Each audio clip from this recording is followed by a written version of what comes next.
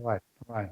Okay, so good. It was quite a journey, and you're using it. What's it like being a change manager? How would you describe this experience? Because you do many things, and one of these things is being a change manager. What's it like? Well, it's still unfortunately a little bit misunderstood. There's a lot of people out there that will they Mm-hmm. don't understand what it is that you do. So you're at a party when we used to have those pre-COVID.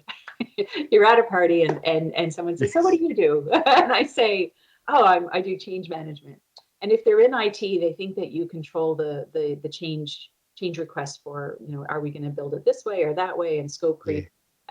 And they say, "Oh, yes, we need that on our project." I said, "Probably not the same thing when you're in IT." So there's a lot of time spent explaining what it is.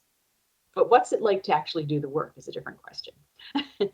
To do the work itself is very fulfilling. Mm. I like to think about it that ultimately I'm making it better for the employees, for the people impacted by change, by helping an organization understand some of the best practices. And sometimes it's as simple as just listening to people, creating that Yeah. opportunity for them to have a voice. And who doesn't like having a voice? Yes, um, exactly.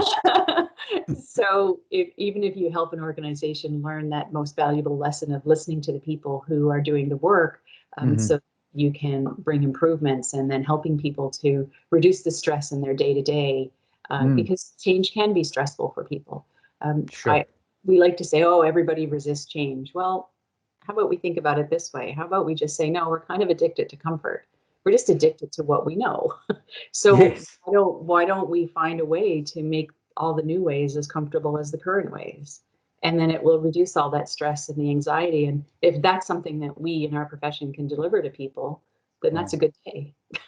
And I guess being involved in helping people with their own personal transformations, even if it's in the context of an organization, or maybe it's even in a community context, but helping them to make that transition is satisfying, right? It's the kind of stuff that change managers like to feel that they've had some part to play in helping people, embrace and cope with so many changes that they have to. Absolutely. I guess also there's sometimes when it doesn't work so well, or you get a tough customer or something.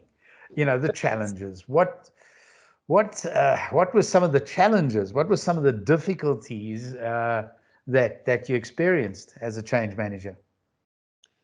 Oh, I can think of so many different examples, but I'm going to say that probably one of the most common areas is not having senior leader buy-in, because Mm, we go into organizations and people want to have that voice and they want to be supported and they want to feel good about what they can accomplish at the end of the day.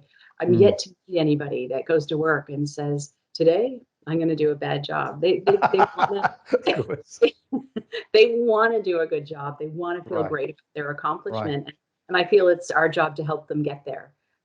But the people that tend to resist, because you know what, it takes time, investment, and Yeah. energy, and the people that resist sometimes are at the top of the house, the top of the organization, because they Mm, feel it's a bit over. I sat in one meeting as I was describing some great ways that we could help a retail organization mm, bring improvements to inventory. And inventory management happens very much in the retail level. So it mm. had to be about the people, it had to be about supporting.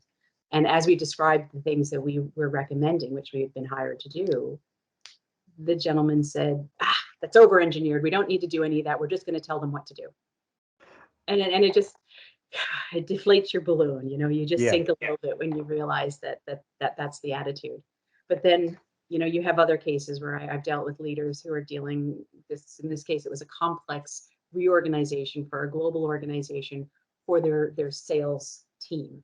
They needed to Yeah. be globally focused. And partway through the journey, the senior leader, the head of global sales, just kind of exhaled and he said, "Why can't we just tell people what to do?" And I paused and I chuckled a little bit. And then I said, "Well, if that worked, I If wouldn't that be very, worked, we wouldn't need to be here. no, I wouldn't be very busy." And then I paused again. I am very busy. And he laughed Yeah, and just inhaled and exhaled again, and we got back to work. So right. there is recognition, and it's very hopeful. But some of the biggest challenges can just be on the volume of work, because these leaders are busy and they just want people to jump on board and be where they are. I understand where it comes from,